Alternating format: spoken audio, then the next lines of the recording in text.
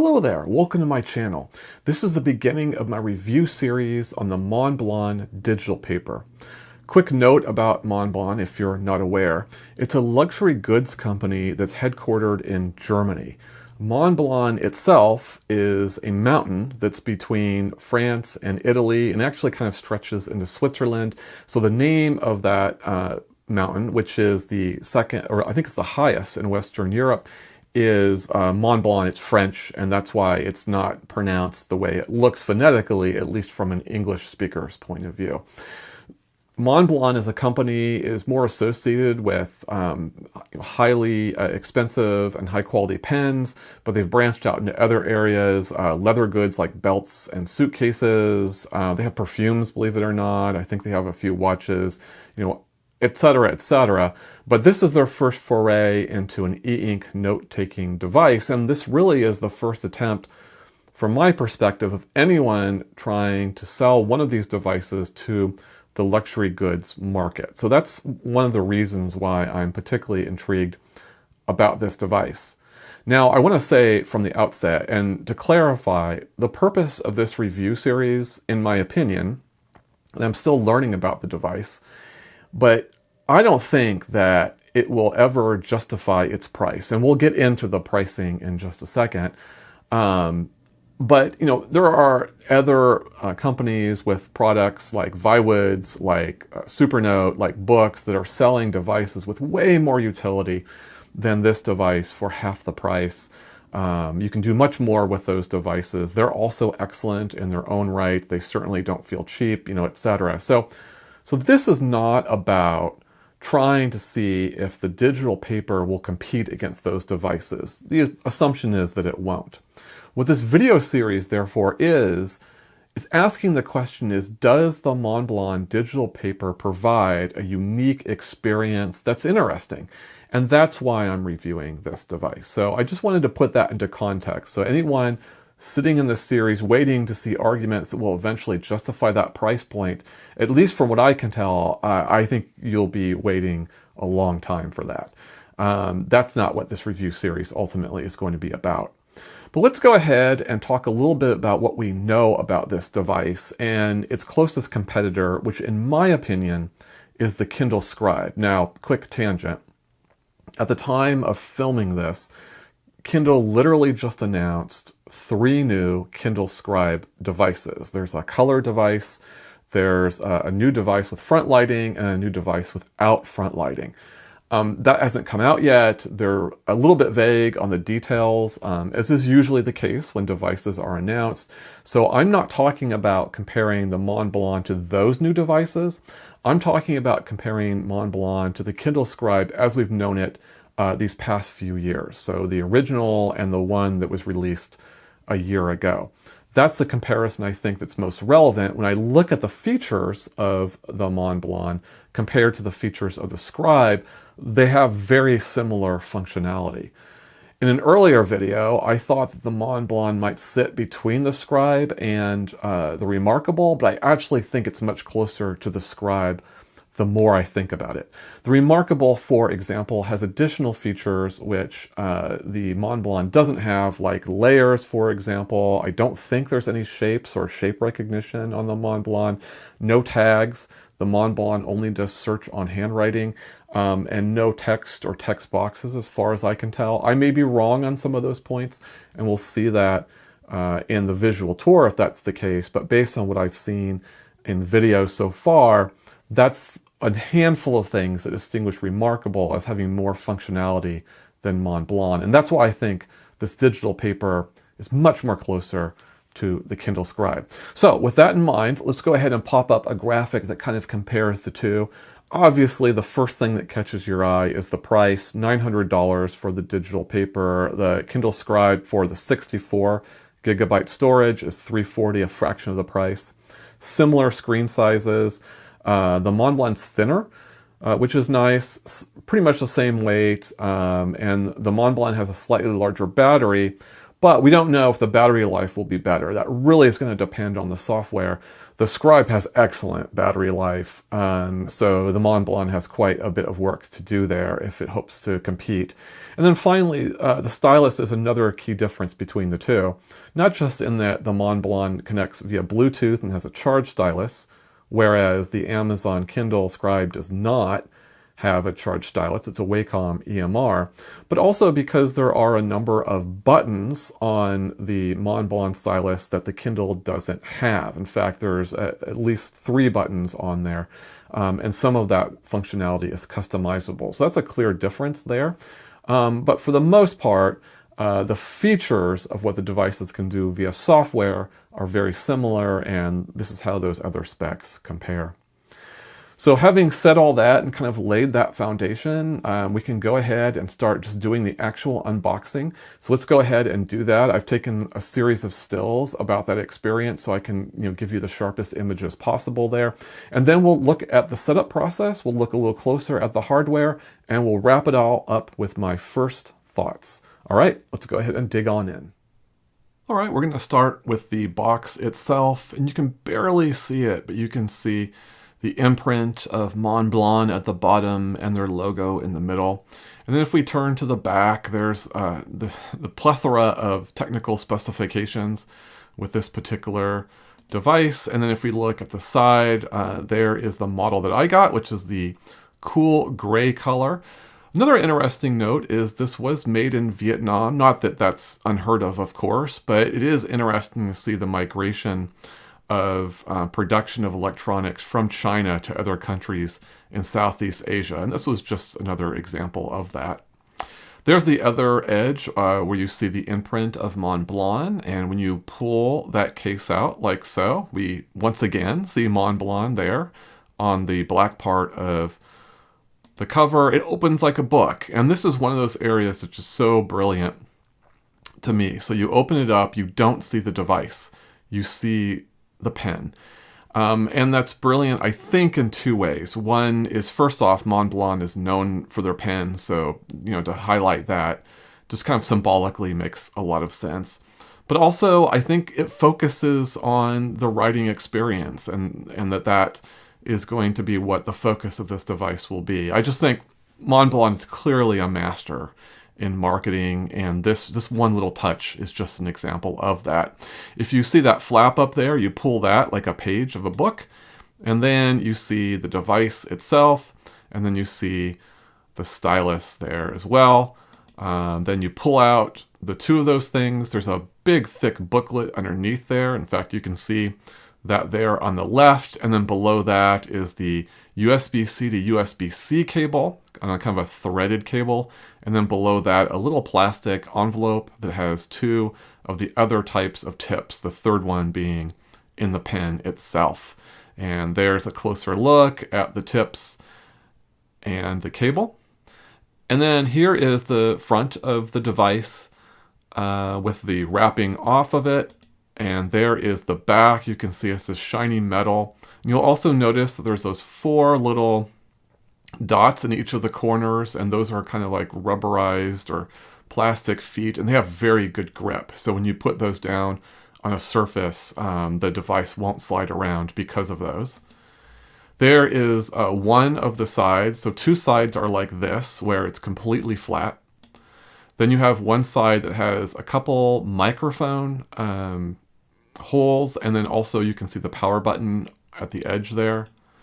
And then on the bottom is the connector to the USB-C port. And that is your unboxing. All right, so here's the device, and what do I think about the hardware? Having unboxed it, I had a chance to kind of feel around and get a sense of it. And it's premium as you would expect. There's 2 negatives that I can point to. So one negative is you'll notice here on the leather, and the leather is kind of nice. It's a hard leather, but it still has just a touch of softness to it. So that's just kind of a nice touch. But you'll notice that where the leather meets the screen, it's very tight here and tight all the way until you get about up here.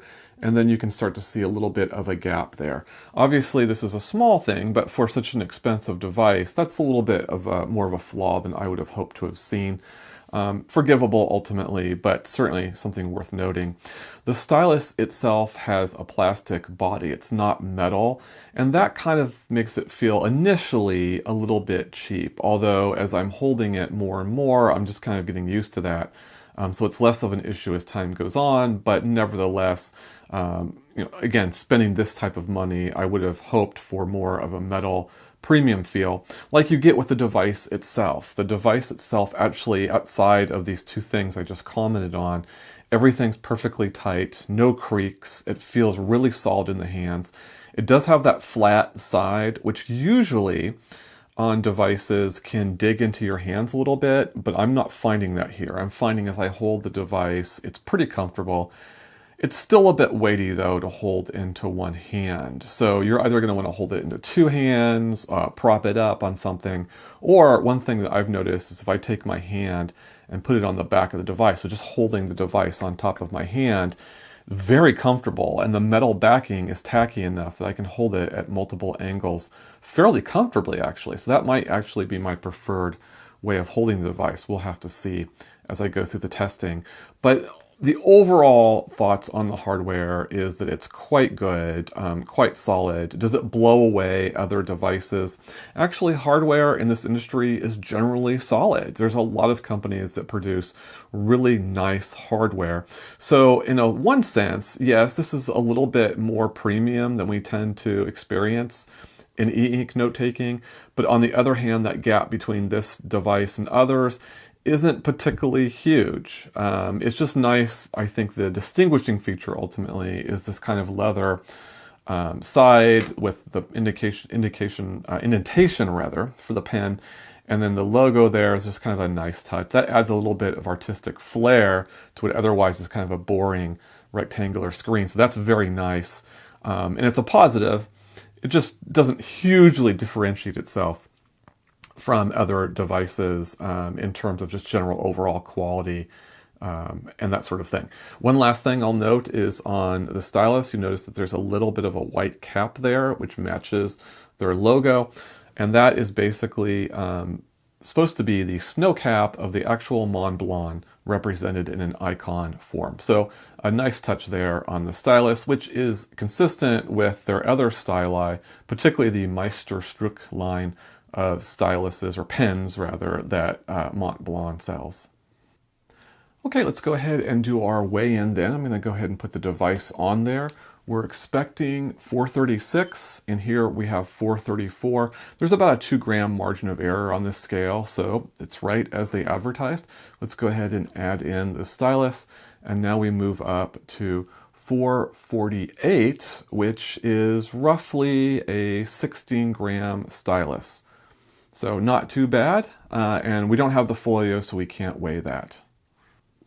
I thought it might be interesting to take a quick look at how the stylus for the digital pen compares to the Heart of Metal pens from Supernote.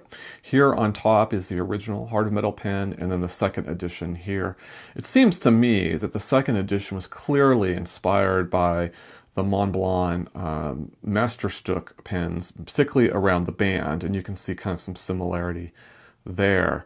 But again, this is a metal shaft, so where this was 16 grams, rather, if we weigh this, we're getting 30 grams, again, plus or minus 2, so almost twice the weight of the digital pen. So that gives you a sense of the differences between the Supernote Heart of Metal and the digital pen stylus.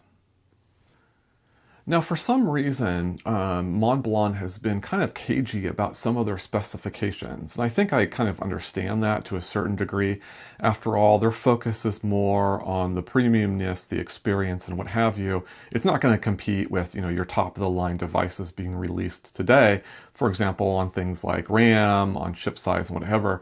But they didn't reveal the diagonal of the screen either. That's a little bit odd, so I thought we would go ahead and do that here. So we're going to do a quick measurement, and yes, this is definitely a 10.3 inch sized screen, which has been the standard until recently. The new standard for the latest Carta device is about 10.65, so this is probably just a generation earlier than that particular screen. So that covers most of the hardware. We'll get to the 3 different tips and how those will differ in just a little bit. But let's go ahead and do the startup process. I can do that in one of 2 ways. I can either click on the end of the stylus, or I can press the power button. I'll just go ahead and do the latter. And here we are. Currently we're on English. We're going to continue. So it is a touch screen. So there we go. I am in the US. And we're going to go ahead and log in to my Wi-Fi. We'll go ahead and put my password in real quick and see you after the jump. All right, now we're connected. Keyboard was nice and responsive, no issues there. We'll go ahead and set my time here. I guess I'm in the LA area. Very good. We'll just click on that. And okay, there's an update. This is not unusual, so I'm going to go ahead and time the update and let you know how long it takes to download and install this new update. Okay, it took about 24, almost 25 minutes for the update. In my experience, when you get new devices, it's more common than not that you have to do an update, even if you're buying it just after release. And usually those updates run from 20 to 40 minutes or so. So this is right there in that range, albeit at the lower range. Let's go ahead and continue. There we go. We're going to go ahead and agree to terms we have no choice but to agree with. Yes, cursive and English. Let's take a look and see what different languages are available. There you go. Yep, the English is correct.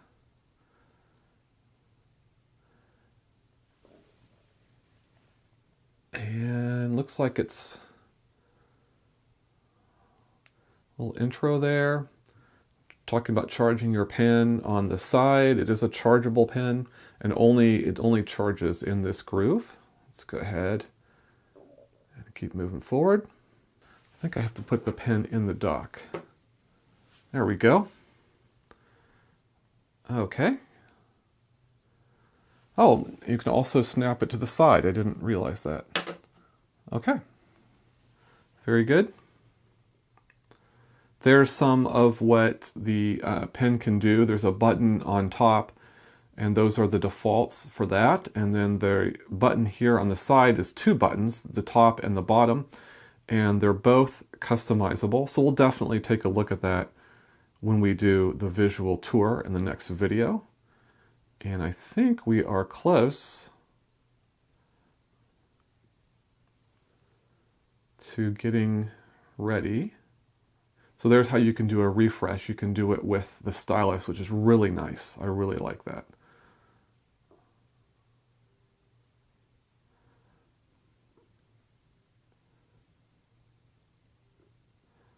All right, we're not going to do a password code. We are sure. Thank you for asking. Okay, we'll create an account later. We won't do that now. I will go over the Montblanc app as a result, as part of the visual tour, so that's going to happen. And well, they really want me to create an account. They're very insistent about it, and you can see all the things that come with the account. There's the app. We're going to go ahead and get going. Okay, and that is the, oh my goodness, no, we've got more to go. I thought that was the end of the setup process, but here is a tutorial. Let's go ahead and take a look at that. And so you can swipe up or down, right, to browse through files. If you click once on the end cap, that takes you to the home screen. Double click goes into Quick Note. If you press and hold files, just like you would in other devices, you can see other options available for file management in particular.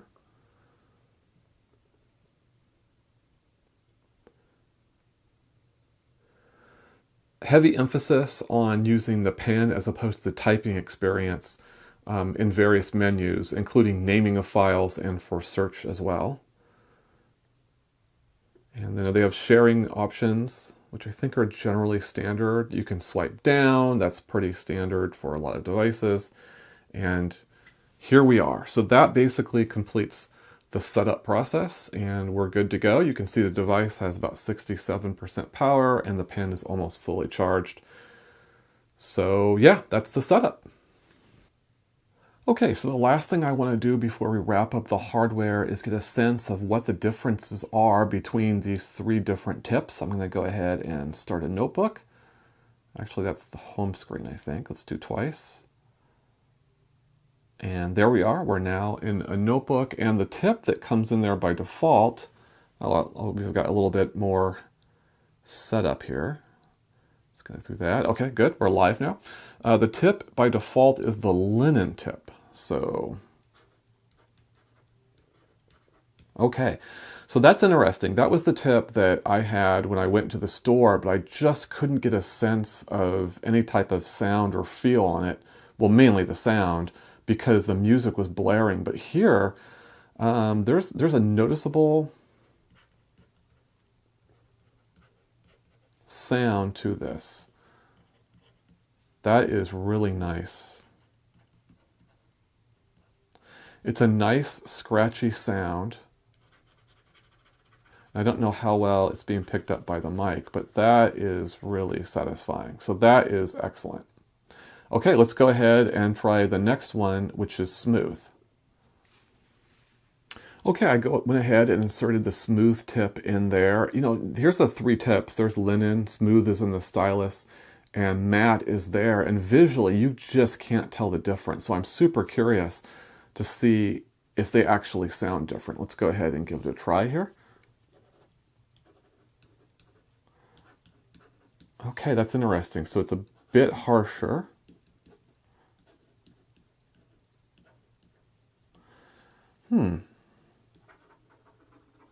Yeah, it's similar. It's just a little bit harsher, maybe a bit more bass to the writing. Okay, curious. Let's go ahead and then put in the matte tip. All right, I've got the matte tip in there. Okay, this is a little bit quieter. Interesting. I hear a little bit of a squeakiness to it, almost like a felt pen.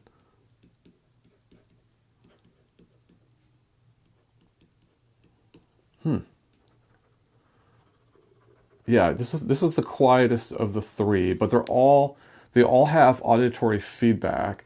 Harshest here with the smooth, linen's kind of in the middle, and matte is the softest. Let me go ahead and put the microphone close to the screen and see if we can discern between the three on the microphone. Okay, so we're going to start with matte.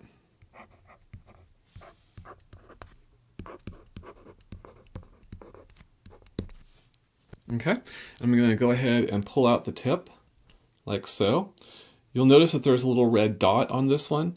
There's a blue dot on the smooth one, and then there's no dot on, whoops, I accidentally hit the button. This is actually easy to do, but not so easy with one hand. Okay, great. So now we're back. We've got the smooth one in there. Let's take a listen.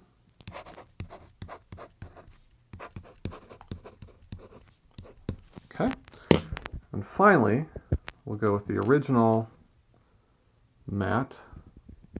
Stick that in there. There we go. This is the, this is the linen tip in there now.